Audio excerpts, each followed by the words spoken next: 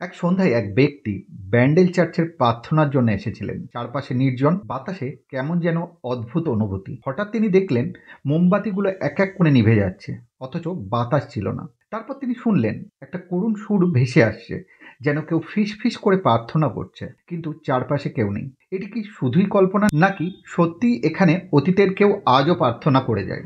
নমস্কার, আমি সব্যসাচী। আজ আলোচনা করব ব্যান্ডেল চার্চের সেই ইতিহাস। হুগলির ঐতিহাসিক ব্যান্ডেল চার্চ 1599 সালে পর্তুগিজদের দ্বারা নির্মিত হয়। এটি ভারতের অন্যতম প্রাচীন গির্জা এবং বহু ঐতিহাসিক ঘটনার সাক্ষী। পর্তুগিজ নাবিকরা এই অঞ্চলে আসার পর চার্চটি নির্মাণ করেন, যা পরে যুদ্ধ, ভূমিকম্প ও ঝড়ঝঞ্ঝার মধ্যেও টিকে থাকে। স্থানীয়দের মতে ব্যান্ডেল চার্চে সন্ধ্যার পর কিছু অদ্ভুত ঘটনা ঘটে। যেমন, গভীর রাত্রে চার্চের ভেতর থেকে কারো প্রার্থনার আওয়াজ আসে, অথচ সেখানে কেউ থাকে না।